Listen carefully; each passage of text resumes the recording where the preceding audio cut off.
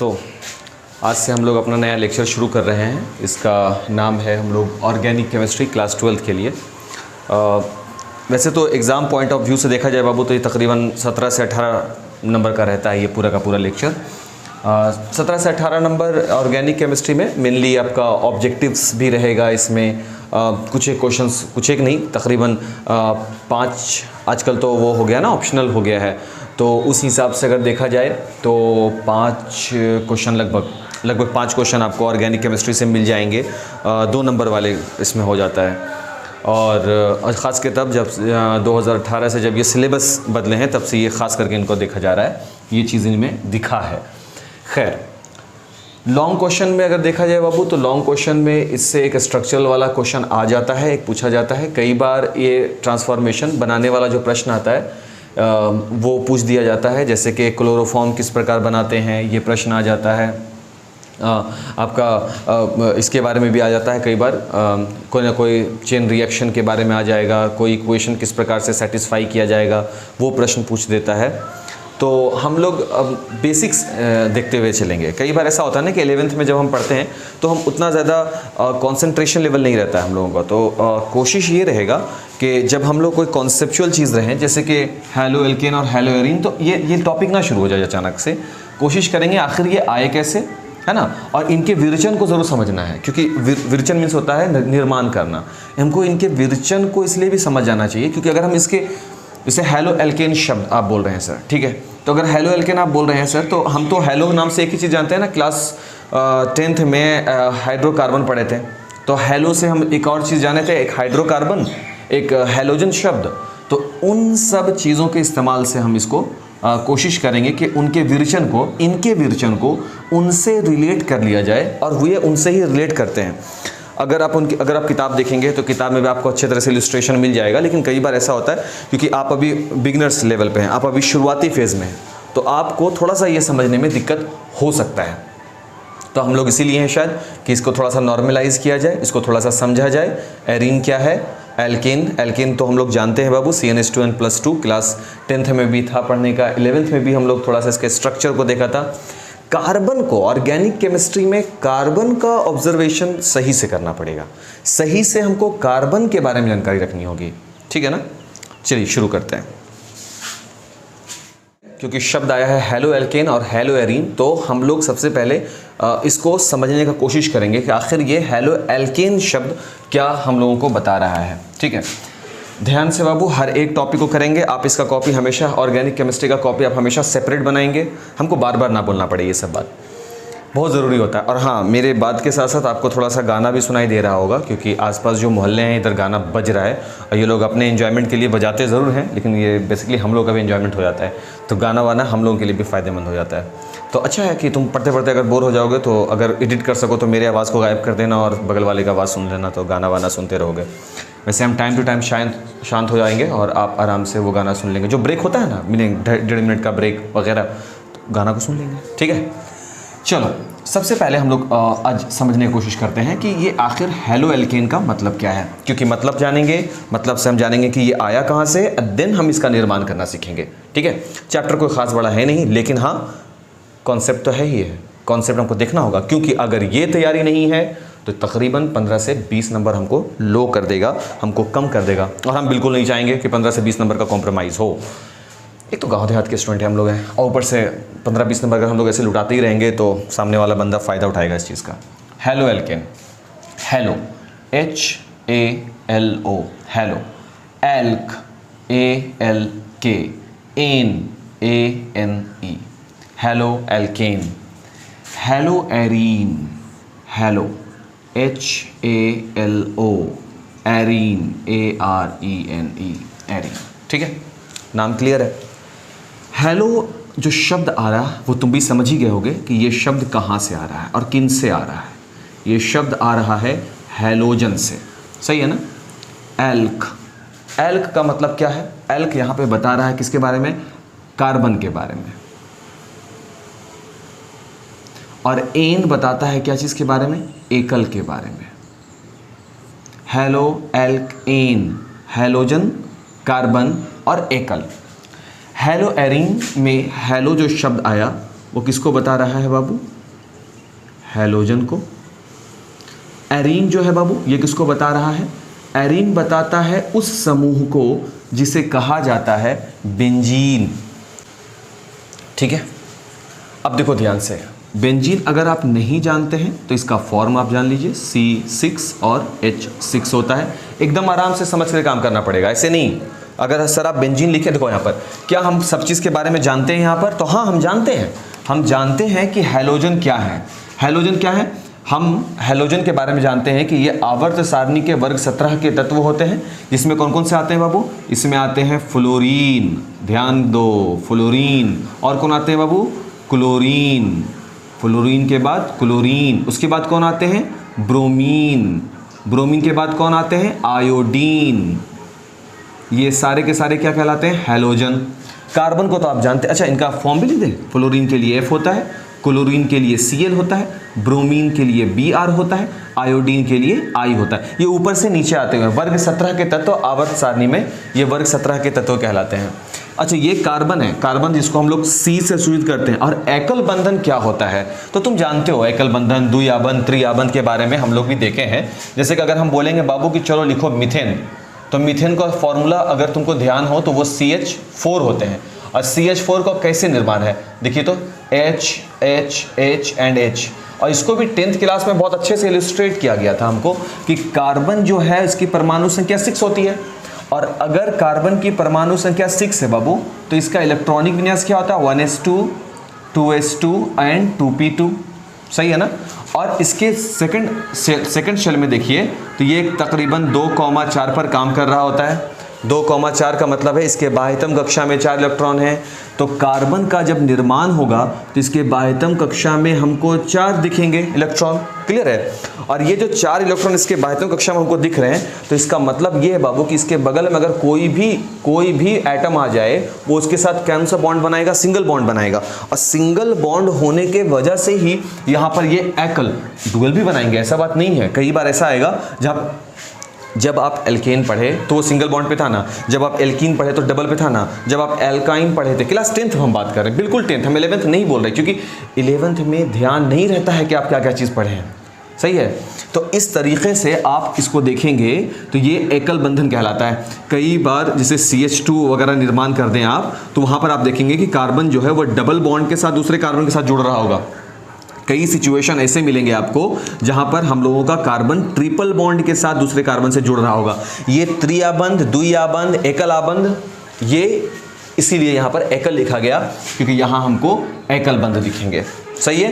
तो अगर कोई पूछा कि हेलो एल्केन क्या है, तो अभी हमको नहीं मालूम, लेकिन इतना तो पता चल गया कि हेलो शब्द का क्या मतलब है, एल्क शब्द का क्या मतलब है और एन शब्द का क्या मतलब हम यहां से अपना चैप्टर शुरू कर दिए हैं। सही है? यहाँ से हम चैप्टर शुरू कर दिए हैं और यहाँ से हम चैप्टर के बारे में जानकारी प्राप्त करना शुरू कर दिए हैं। हेलो एरीन शब्द आ गया, इसका क्या मतलब है बाबू? हेलो का मतलब हो गया फिर से वही हैलोजन, और एरीन शब्द जो है ये सिंगल बॉन्ड वाले ये श्रृंखला बनाते हैं। ध्यान रखिएगा सब बात, ये श्रृंखला बनाते हैं। हमको ऐसा नहीं चाहिए, हमको एक चित्र वाला चाहिए। चित्र वाला का मतलब क्या है? इनके निर्माण में, इनका जब निर्माण होगा, हम लिख देंगे सब कुछ, परेशान नहीं होना है। इनका जब निर्माण होगा तो ये श्रृंखला बनाएंगे, ऐसा कुछ बनने वाला, ये बॉन्डिंग ऐसा दिखेगा। लेकिन जब इनका होगा ना तो रचना निर्माण होगा, डायमंड शेप बनेगा, कभी कुछ शेप बनेगा, मतलब इनमें शेप दिखेगा। शेप कैसा दिखेगा? जैसे C6H6 है तो कार्बन देखिए इस प्रकार से होंगे, 1 2 3 4 5 और 6, ये 6 कार्बन हुए। रचना कैसी होगी? ये दोनों कार्बन डुअल बॉन्ड से, ये सिंगल बॉन्ड से, ये डुअल बॉन्ड से, ये सिंगल बॉन्ड से, ये डुअल बॉन्ड से, ये सिंगल बॉन्ड से, 6 कार्बन। और सभी कार्बन के पास एक एक हाइड्रोजन होंगे, एक, फिर यहाँ पर एक है, एक, यहाँ भी एक, फिर यहाँ एक कार्बन हाइड्रोजन, यहाँ भी एक हाइड्रोजन। इस प्रकार से इनका शेप है। और इन्हीं के शेप को जनरल रूप से इतना ना लिखते हुए बाबू डायरेक्ट ऐसे बना दिया जाता है। 1 मिनट, ऐसा, ये देखिए, ऐसा, फिर ये और फिर ये और ये देखें। और यहाँ पे देखिए डुअल बॉन्ड, देखो यहाँ पे डबल है ना, डुअल बॉन्ड, देन ये सिंगल, देन ये डुअल, देन ये सिंगल, देन ये डुअल। इसे भी कहा जाता है डायमंड शेप, है ना। और ये कौन है? ये बेंजीन है हम लोगों के। समझ में आ रही है बात? तो अभी जो हम लोग चैप्टर है हम लोगों का ऑर्गेनिक केमिस्ट्री का जो पहला चैप्टर ऑर्गेनिक केमिस्ट्री का है, उसके नाम को हम लोग अभी सबसे पहले नाम को समझने की कोशिश की है इस 10 मिनट के लेक्चर में। इस 10 मिनट के लेक्चर में हम क्या सीखा कि हेलो एल्केन का मतलब क्या है और हेलो एरीन का मतलब क्या है। एरीन का मतलब क्या होता है? बेंजीन। सही है बात यहाँ तक? इसको कॉपी में रफ जगह, मतलब कि आपका जो फेयर कॉपी है उस पर आपको अगर ज़रूरी लगता है तो आप इन सब चीज़ों को पहले नोट कीजिएगा आराम से। अब हम लोग ध्यान देंगे, अब यहाँ से हम अपना थोड़ा सा क्वेश्चन शुरू करते हैं ना। सबसे पहले तो आप यहाँ पर ये देखें बाबू कि इसके साथ कार्बन भी है, हाइड्रोजन भी जुड़े हुए हैं।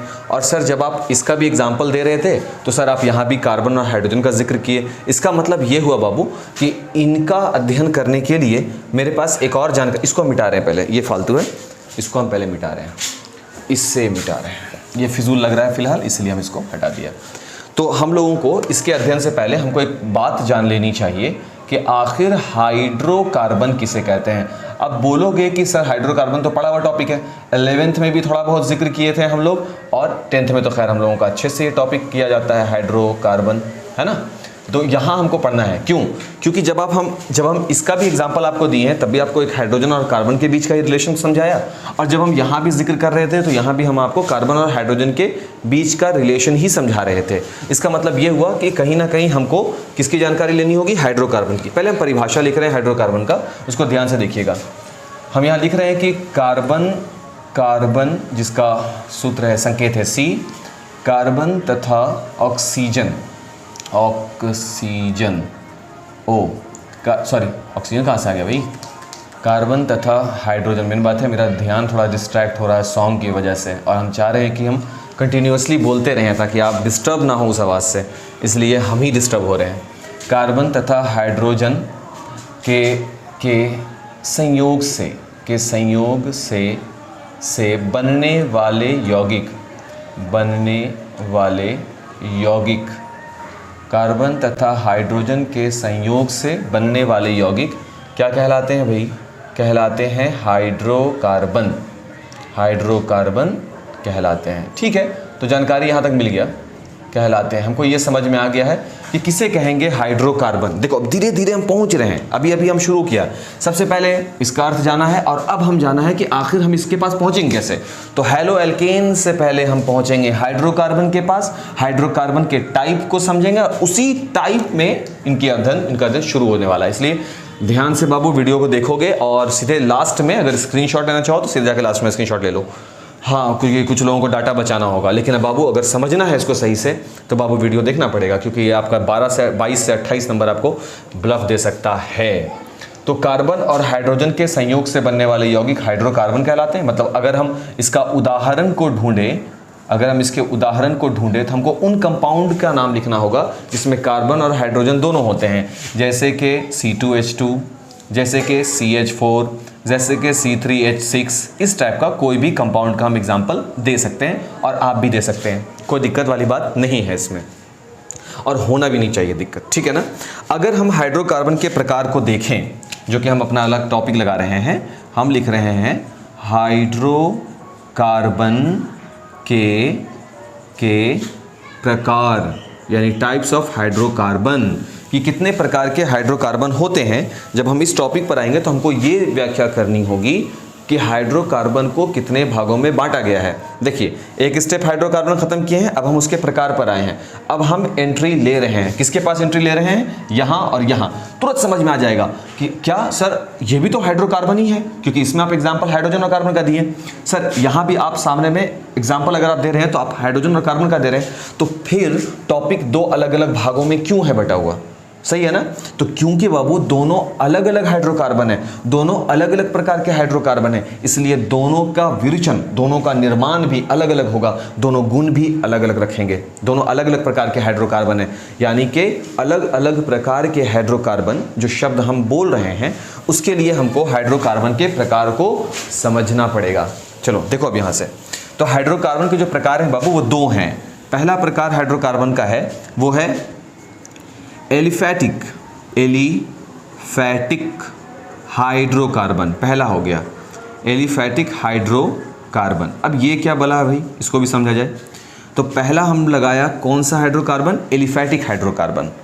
एलिफैटिक हाइड्रोकार्बन उन हाइड्रोकार्बन को बोला जाता है जिसमें कार्बन के जो परमाणु होंगे वो श्रृंखलाबद्ध तरीके से एक दूसरे से जुड़े हुए होंगे।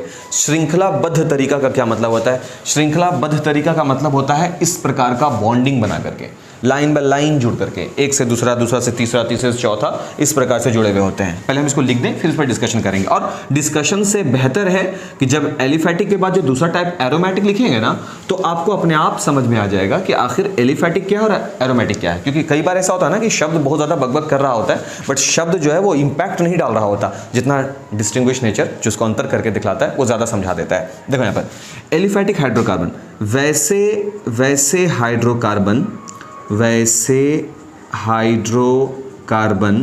जिनमें कार्बन परमाणु श्रृंखला, ये नहीं लगेगा इसमें, तो जिनमें कार्बन परमाणु श्रृंखलाबद्ध तरीके से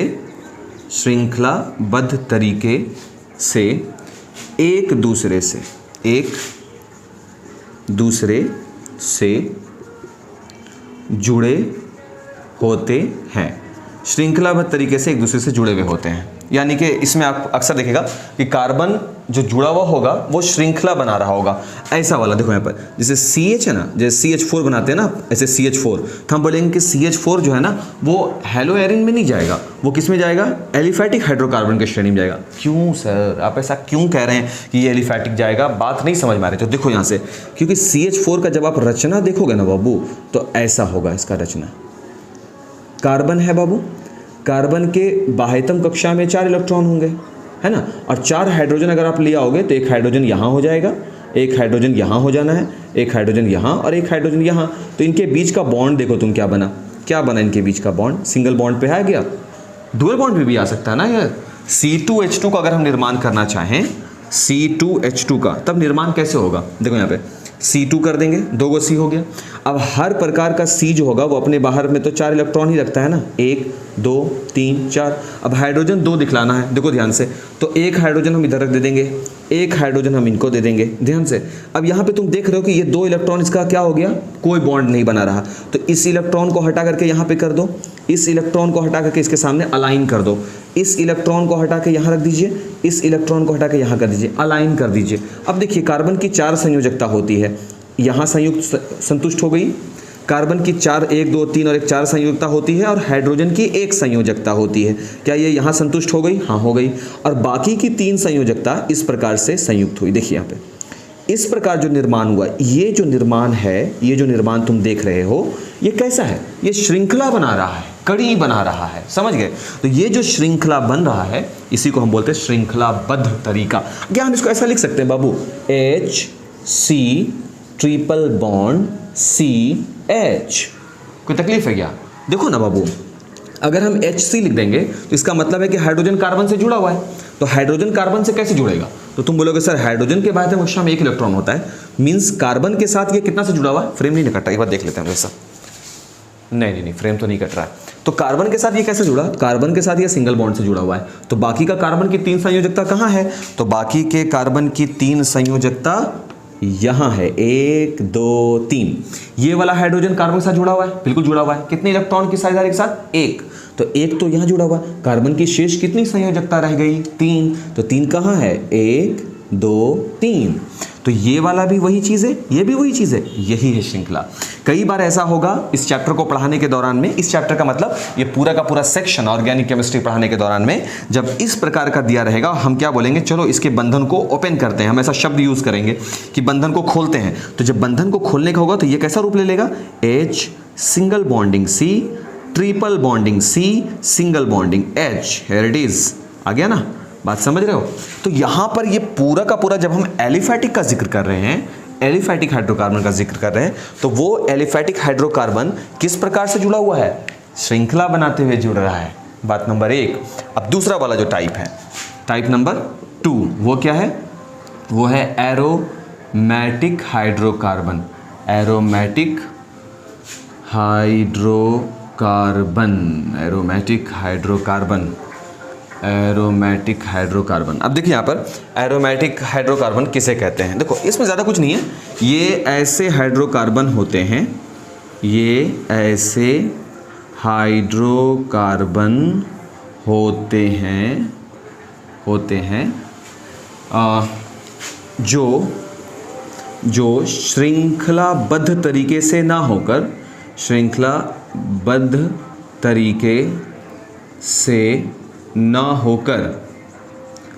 आकार बनाते हैं। देखो इसका मतलब क्या हुआ, मतलब ये हुआ कि ये जो श्रृंखला चल रहा है ना, जो यहाँ देखने के लिए मिला एरोमेटिक में आपको वो देखने के लिए नहीं मिलेगा, ऐसा एरोमेटिक स्पष्ट कह दिया आपको। इसीलिए हम यहाँ पर एरोमेटिक का जब जिक्र होता है तो हम किसके शेप को ला सकते हैं, यहाँ पर हम किसके शेप को ला सकते हैं, यहाँ पर हम बेंजीन को ला सकते हैं, द डायमंड शेप। इसको हम अगर इस रूप में लिखना चाहो तो हम इसको ऐसे लिख देंगे। लीजिए, देखिए ये बेंजीन तैयार है सर आपका। लीजिए बेंजीन तैयार है। अगर यहाँ पे हाइड्रोजन लगा देंगे तो हो गया ये। तो क्या सर इसके अतिरिक्त भी और है? हाँ बाबू, और भी एग्जाम्पल है। पिरिडीन का एक एग्जाम्पल होगा, तो अभी हम वो सब जिक्र नहीं करना चाहते हैं। इसलिए जिक्र नहीं करना चाहते हैं कि फिर वो हेक्टिक लगेगा। अभी बस शुरुआती फेज है ना, अभी आप पहला ही लेक्चर देख रहे हो और अभी शुरुआत किए हैं। तो जब शुरुआत किए हो तो बस बेसिक बात जानो। क्या बेसिक जाना सर? नाम में क्या फ़र्क है, नाम से क्या पता चला? नाम से पता चला तो फिर हम हाइड्रोकार्बन को जानेंगे। हाइड्रोकार्बन के बाद टाइप्स ऑफ हाइड्रोकार्बन को जाना, aliphatic and aromatic. Sir aliphatic और एरोमेटिक में क्या अंतर है? बाबू एलिफैटिक हाइड्रोकार्बन उन हाइड्रोकार्बन को कहा जाता है जो श्रृंखलाबद्ध तरीके के होते हैं। एरोमेटिक किसे कहते हैं? एरोमेटिक उन हाइड्रोकार्बन को कहा जाता है जो श्रृंखलाबद्ध तरीके से ना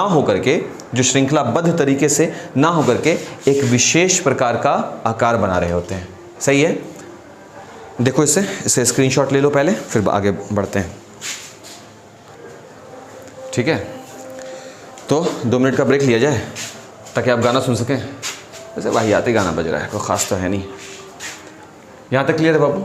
चलो, तो अब ज़्यादा देर थोड़ी ना इस पे अटके रहेंगे, हम आगे बढ़ेंगे ना। हम लोग तो बढ़ने वाले लोग हैं, हम लोग रुकते नहीं एक जगह पर। तो हाइड्रोकार्बन के प्रकार हुआ, सब कॉपी में नोट होना चाहिए बाबू। हाइड्रोकार्बन एलिफैटिक हो गया, देन एरोमेटिक हो गया। अब हम आगे बढ़ेंगे, हेलो एल्केन पर आने वाले हैं और हेलो एरिन पर आने वाले हैं। देखिए अब इसका हम क्या डेफिनेशन आपको लिखा रहे हैं। चलिए लिखा जाए। तो हेलो एल्केन के बारे में लिखना शुरू करते हैं। हेलो एल्केन के बारे में लिखना शुरू करते हैं। फिर टॉपिक हम ऐसे लगा रहे हैं यहाँ पर, हेलो एल्केन, ये वाला हेलो एल्केन। सही है?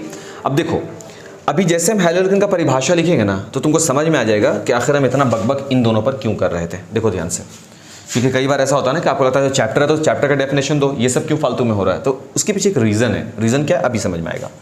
हेलो एल्केन किसे कहते हैं? जब, देखो ध्यान से हम यहाँ लिख रहे हैं, जब एलिफैटिक हाइड्रोकार्बन, कौन है एलिफैटिक हाइड्रोकार्बन? ये देखिए यहाँ आया ना नाम। अब अगर हम डायरेक्ट आपको ऐसे लिख देते कि एलिफैटिक हाइड्रोकार्बन, तो तुम्हारे लिए ये दिक्कत वाली बात होती। इसलिए जब एलिफैटिक हाइड्रोकार्बन से हैलोजन कौन कौन? Fluorine, chlorine, bromine, iodine. जब एलिफैटिक हाइड्रोकार्बन से हैलोजन द्वारा हाइड्रोजन को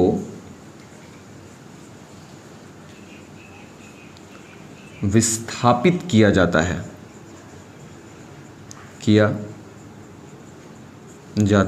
है तो हेलो एल्केन का निर्माण होता है या हेलो एल्केन बनता है, या हेलो एल्केन वैसे कंपाउंड को हेलो एल्केन कहते हैं। आप ये भी लिख सकते हैं। क्या कह दिया ये कह रहा है कि जब एलिफैटिक हाइड्रोकार्बन से हैलोजन, कौन सा वर्ड यूज़ किए हैं? हैलोजन तो हम लोग जानते ही हैं, है ना, फ्लोरीन, क्लोरीन, ब्रोमीन, आयोडीन। जब एलिफैटिक हाइड्रोकार्बन से हैलोजन के द्वारा, हैलोजन कौन कौन हो गए बाबू? Fluorine, chlorine, bromine, iodine. और ये सारे के सारे कहाँ से आपको मिलते हैं? कौन से वर्ग में मिल जाते हैं आपको? वर्ग 17 है ना। जब एलिफैटिक हाइड्रोकार्बन से हैलोजन जो कि है फ्लोरीन, क्लोरीन, ब्रोमीन, आयोडीन द्वारा हाइड्रोजन को विस्थापित कर दिया जाता है। विस्थापित करना मतलब कि हाइड्रोजन को लात मारकर हटा दिया गया, हाइड्रोजन को लात मारकर हटा दिया गया, लेकिन सिर्फ हटाया ही नहीं गया, विस्थापित किया गया, यानी उसको लात मारकर हटाया और स्वयं उसका स्थान ले लिया, स्वयं उसका जगह ले लिया, इज नोन एज हैलोएल्केन। फर्क समझ में आ रहा है बात का? जैसे कि एग्जाम्पल देंगे तभी समझ में आएगा, ऐसे फालतू में बकबक करने से तो कुछ हासिल होता नहीं है कभी। जैसे देखो ध्यान से, जैसे यहाँ देखो ध्यान से देखो, CH4 ये क्या होगा, CH, यहाँ पे देखो H, एक और H और एक और H, 4 गो हाइड्रोजन हो गया उसके चारों, है ना। अभी क्या होगा, इधर से ब्रोमीन मान लो आया उठ करके, ठीक है, ब्रोमीन आया आकर के इसको एक किक लगाया कि तू हट यहाँ पर से, सही है ना, एक लात लगा दिया, तो ये किस में बदल गया, ये देखो क्या बन गया, ये बन गया HCH, ये तो है, बट ये वाला H क्या हो गया, ये वाला H विस्थापित हो गया, किसके द्वारा, लात लगाने वाला कौन बंदा था, ब्रोमीन, वो बोला भाग यहाँ पर से, तो ब्रोमीन आकर के इसके जगह पर आ गया। अब सुनो बात को ध्यान से, क्योंकि ये एल्केन श्रेणी का है, ये सिंगल बॉन्ड इसके पास है ना, एल्केन तो है ये, बट अब इसका एक हाइड्रोजन विस्थापित हुआ है, किससे विस्थापित हो गया है, ब्रोमीन के द्वारा, इसलिए हम इसको कौन सा नाम दे दिए, हेलो एल्केन, यानी हैलोजन एल्क कार्बन एन एकल बंधन वाला। और भी एग्जांपल मेरे पास है, यहां देखो H यहां बना रहे हैं, ठीक है, H single bond C, single bond H, single bond H, single bond BR, यही वाला ना, अभी जो बनाया वही हम लिख दिया वहां पर। फिर क्या हुआ, फिर से एक और आया BR, वो बोला तुम भी हट, यानी कि अब 2 को BR आया, आकर के जगह ले लिया है, देखिए आप यहाँ पर। अभी यहाँ पे क्या हुआ था, A को BR आकर के हाइड्रोजन को लात मारा था और खुद उसका जगह ले लिया था, सही है ना। और यहाँ पे क्या हुआ, 2 को BR आया। फिर कंडीशंस हमको ऐसे मिले आगे चलकर कि H C H H H, यही होते हैं एल्केन का सामान्य सूत्र है, CH4। इसमें से क्या हुआ, ये भाई साहब हटे, कौन आके लग गया इसके लिए, BR, कौन आके लग गया भाई इसके लिए, BR, इसको भी हटा दिया, क्या लग गया, BR, समझ रहे हो। मतलब हर बार एक हैलोजन आ रहा है, वो हैलोजन आते के साथ एक हाइड्रोजन को विस्थापित करता है, अपने जगह पे ले लिया, फिर 2 को विस्थापित किया, एक और जगह ले लिया, फिर विस्थापित किया, फिर ले लिया। इसका मतलब ये है कि आगे चलकर जब हम हैलोएल्केन को पढ़ रहे होंगे तो हैलोएल्केन के अलग अलग टाइप्स भी आपको मिलेंगे। नहीं मतलब जो मेरा टॉपिक है, टॉपिक क्या है मेरा, हैलोएल्केन ना, तो जब हम हैलोएल्केन का अध्ययन किया तो किसे कहेंगे हैलोएल्केन, जब किसी एल्केन यानी एलिफैटिक हाइड्रोकार्बन, एल्केन यानी एलिफैटिक हाइड्रोकार्बन, एलिफैटिक हाइड्रोकार्बन के हाइड्रोजन का विस्थापन होता है, किसके द्वारा, हैलोजन के द्वारा, हाइड्रोजन का विस्थापन होता है हैलोजन के द्वारा, तब हम उसे तब बनता है हैलोएल्केन, ठीक है। इसका यह मतलब हुआ कि अगर उसमें एकल बंधन द्वारा एक हाइड्रोजन है तो एक हाइड्रोजन का एक हैलोजन से विस्थापन होगा, 2 हाइड्रोजन का विस्थापन भी हो सकता है, 3 का भी हो सकता है, 2 से 3 से ज़्यादा का भी हो सकता है। इसका मतलब तो ये हुआ ना कि कहीं ना कहीं ये एक इशारा है कि आप आगे चलकर हैलोएल्केन के टाइप्स को भी पढ़ेंगे, जहाँ पर विस्थापन कुछ इस प्रकार से दिखेगा, 1 हाइड्रोजन का, 2 हाइड्रोजन का, या फिर 2 से अधिक हाइड्रोजन का विस्थापन, सही, ठीक है। लेकिन वो बात की बात है, अभी तो हम मेरे पास एग्जाम्पल था, क्योंकि हम हैलोएल्केन पढ़े थे तो हम एक एग्जाम्पल यहाँ ले लिया, एक एग्जाम्पल यहाँ ले लिया, एक एग्जाम्पल यहाँ ले लिया, जो तुम अपने कॉपी में नोट करोगे समझते हुए, और जो मेरा बात तुमको ठीक ठाक लगे उसको भी तुम अपने कॉपी में बिल्कुल एकदम ऑर्डर में डब्बा बना करके और कलर करके तुम उसको रख लिया करो, क्योंकि ऑब्जेक्टिव्स ऐसे ही तैयार होते हैं, सिर्फ उसको किताब को रट करके नहीं तैयार होगा, ठीक है। अच्छा आगे बढ़ते हैं। तो हैलोएल्केन तो समझ में आ गया, फिर हैलोएरीन क्या, ठीक है। तो अब हैलोएरीन का भी थोड़ा सा हम लोग डिस्कशन कर लेंगे कि हैलोएरीन क्या हुआ, हैलोएरीन,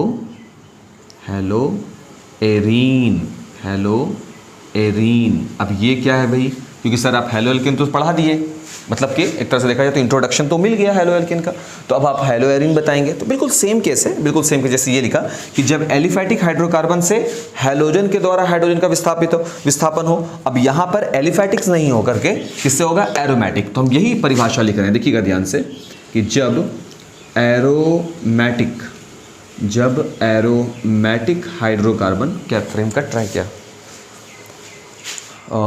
नहीं अभी, हाँ कट नहीं कटा, थोड़ा सा है जगह। जब एरोमेटिक हाइड्रोकार्बन, जब एरोमेटिक हाइड्रोकार्बन से हैलोजन और हैलोजन कौन हो गए? वही फ्लोरीन, क्लोरीन, ब्रोमीन और आयोडीन। हैलोजन द्वारा हाइड्रोजन को विस्थापित किया जाए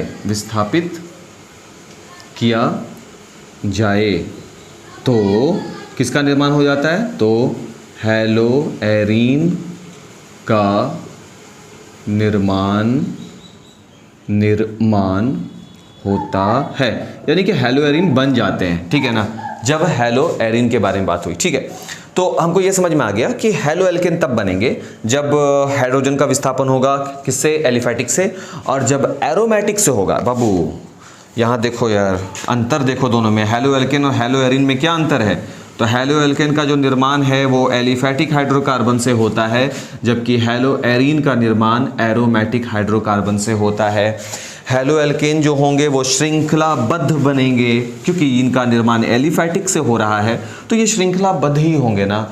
और हैलोएरीन जो होंगे क्योंकि वो एरोमेटिक हैं तो जाहिर सी बात है कि ये आकार रूपी होंगे, ये आकार बना रहे होंगे और इनमें हमको श्रृंखलाबद्ध नहीं दिखेगा। मीन्स क्या? मीन्स ये कि जैसे हम बता देते हैं तुरंत, जगह है कहीं पे? फ्रेम देखना पड़ेगा क्या? नहीं, हो जाएगा लगता है, यहाँ हो जाएगा। जैसे हम तो बेंजीन जानते हैं, हम बेंजीन बनाएंगे, C double bonding C, single bonding C, है ना, single bonding C, double bonding C, single bonding C and double bonding C, ये हो गया। और सभी के साथ क्या लगा रहता है?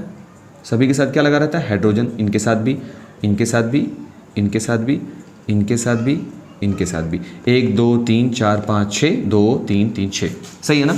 अभी क्या होगा इसके पास कि उस तरफ से कोई आएगा, कौन हो गया? मान लेते हैं क्लोरीन ऊपर से आके गिरा, ऊपर था रखा हुआ यहाँ था रखा हुआ, यहाँ का गिरा, गिरने के बाद इससे क्या बोलेगा? चलो तुम हटो, हम तुम्हारा जगह लेंगे, रखा गया करके।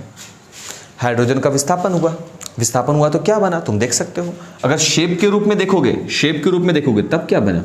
तब बना है देखो ऐसा, ये शेप किसका? ये देखिए, पहचानिए शेप को, किसका शेप हो गया? बेंजीन। कौन है यहाँ पर? एक हाइड्रोजन है। यहाँ कौन है? हाइड्रोजन है। यहाँ कौन रहेगा? हाइड्रोजन रहेगा। यहाँ कौन रहेगा? हाइड्रोजन रहेगा। यहाँ कौन रहेगा? हाइड्रोजन। यहाँ कौन? हाइड्रोजन। तो फिर कार्बन कहाँ पे रहता है इसमें? ध्यान रखोगे सब बात, एकदम ध्यान रखोगे सब बात। हाइड्रोजन कहाँ रहेगा? यहाँ रहेगा हाइड्रोजन, सॉरी कार्बन। कार्बन कहाँ रहता है? यहाँ रहता है कार्बन। कार्बन कहाँ पे रहता है? यहाँ पे कार्बन है। कार्बन कहाँ रहता है? यहाँ पर, यहाँ कार्बन रहता है, जॉइंट पर, जहाँ पे जुड़ रहा है ना। लेकिन यहाँ तो हो चुका है विस्थापन और हम क्या बना रहे हैं? हैलोएरीन। तो हैलोएरीन बना रहे हैं तो एक को हम करेंगे विस्थापित और किसको ले आएंगे? हैलोजन को। मुमकिन है कि 2 हाइड्रोजन को हटाया जाए, मुमकिन है 3 हाइड्रोजन को हटाया जाए, और मुमकिन है कि सारे के सारे हाइड्रोजन को हटा दिया जाए, और इस प्रकार से किसका निर्माण होने लग जाता है? हैलोएरीन का। तो आज क्या अगर समरी हम थोड़ा सा देख लें, थोड़ा सा कि आखिर हम लोग क्या क्या बात किया है। तो कोई खास हेवी टॉपिक तो रहा नहीं बाबू। टॉपिक क्या था? हैलो एल्केन और हैलोएरीन, यही टॉपिक था हम लोगों का। हैलो एल्केन में किस किस चीज़ों का निर्माण देखने के लिए मिला हमको? तो हैलो एल्केन जो है वो हैलोजन, कार्बन और एकल बंधन है, जबकि हैलोएरीन हैलोजन और बेंजीन है। सही है बात। दूसरा ज़रूरी बात, हैलोजन में कौन कौन आएंगे? Fluorine, chlorine, bromine, iodine. ये सारे के सारे किस वर्ग में रहते हैं? ये सारे के सारे किस वर्ग में रहते हैं? तो ये रहते हैं किस में? वर्ग नंबर 17 में। ये सभी रहेंगे वर्ग 17 में, सब बैठे रहेंगे। सही है बात। और क्या जानने के लिए मिला भाई? और जानने के लिए मिला हम लोगों को कि, और हमको क्या जानने के लिए मिला? हाँ, ये मिला कि एरीन शब्द जो है वो, एरीन का अर्थ क्या है? तो एरीन अपने आप में बेंजीन को दर्शाता है। और बेंजीन क्या है? तो बेंजीन जो है वो अपने आप में एक आकार रूपी है। ये किसका रूप है? ये आकार रूपी होता है। और ये कैसे रूप के होते हैं? तो ये जो होते हैं ये श्रृंखला रूपी होते हैं, यानी कि अपना श्रृंखला बनाते हैं। उसके बाद हम लोग अध्ययन किसका शुरू किया? हाइड्रोकार्बन। हाइड्रोकार्बन कार्बन और हाइड्रोजन के बीच के संयोग से बनने वाले यौगिक होते हैं, और इनको अगर और अध्ययन करना है तो आप 10th वगैरह का अध्ययन कर सकते हैं। एल्केन, एल्कीन और एल्काइन आप पढ़े होंगे शायद बाबू, है ना? एल्केन, एल्कीन और एल्काइन ये सब पढ़े होंगे। और जहाँ पर एल्केन के लिए फॉर्मूला होता है CnH2n+2, एल्कीन के लिए होता है बाबू CnH2n, और एल्काइन के लिए होता है CnH2n-2, है ना? इसमें एल्केन में कौन सा बॉन्ड बन रहा होता है? Single bond. एल्कीन में कार्बन कार्बन के बीच में कौन सा बन रहा होता है बाबू? Double bond. और एल्काइन में कौन सा बंधन बनता है बाबू? Triple bond. यानी त्रिआबंध वाले हाइड्रोकार्बन जो होंगे वो एल्काइन कहलाएंगे, द्विआबंध वाले हाइड्रोकार्बन जो होंगे वो एल्कीन कहलाएंगे, और एकल बंधन वाले जो हाइड्रोकार्बन होंगे उनको हम लोग एल्केन कहेंगे। अच्छा, इन सब के अतिरिक्त हाइड्रोकार्बन के प्रकार, ये भी हम लोगों का एक बहुत इंपॉर्टेंट टॉपिक था। अगर हम हाइड्रोकार्बन के प्रकार को नहीं पढ़ेंगे तो फिर इन चीज़ों को हमको केवल और केवल रटना ही पड़ेगा।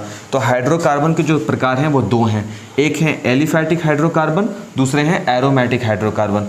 एलिफैटिक हाइड्रोकार्बन किसे कहते हैं? वैसे हाइड्रोकार्बन जिनमें कार्बन परमाणु श्रृंखलाबद्ध, बहुत इंपॉर्टेंट बात है बाबू, श्रृंखलाबद्ध। अब श्रृंखलाबद्ध कैसा होता है? तुम यहाँ देखो कैसा श्रृंखलाबद्ध होता है। श्रृंखलाबद्ध कैसा होता है? यहाँ देखो। श्रृंखलाबद्ध कैसा होता है? यहाँ देखो।